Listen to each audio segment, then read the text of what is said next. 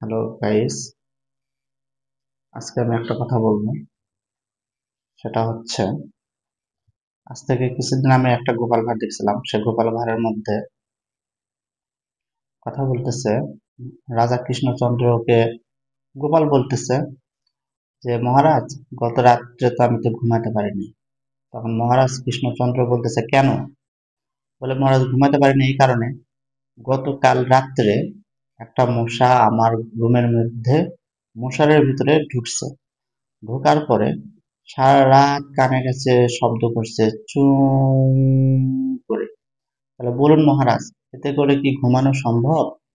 তখন মহারাজ কৃষ্ণচন্দ্র বলতেছে না, এটা তো কখনোই সম্ভব না।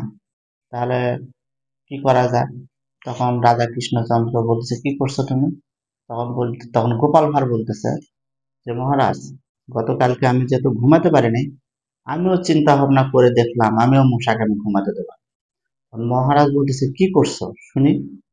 তখন বলতেছে মহারাজ, মশারি দিয়ে তো সব দিক দিয়ে আটকানো আছে, মশাটা তো বের হতেও পারতেছে না। আর আমিও চুপচাপ করে বসে আছি, দেখি কখন মশাটাকে আমি ধরতে পারি।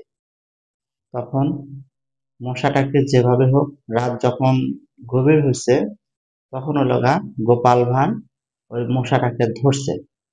ধরার পরে হাত পা চিকন সুতা দিয়ে হাত পা বেঁধে ওই বালিশের উপর শোয়াই দিছে।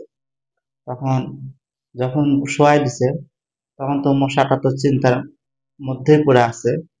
তখন গোপাল করছে কি, গোপাল বলতেছে মহারাজ, যখনই হাত পা বেঁধে আমি বালিশের উপর শোয়াই দিছি, তখন যখনই দেখতেছে মশাটা একটু ঘুমাতে যাবে বলে চোখ একটু বন্ধ করছে, ঠিক ওই মুহূর্তে গোপাল কানের কাছে এসে, ওই মশাটার কানের কাছে এসে চুঁ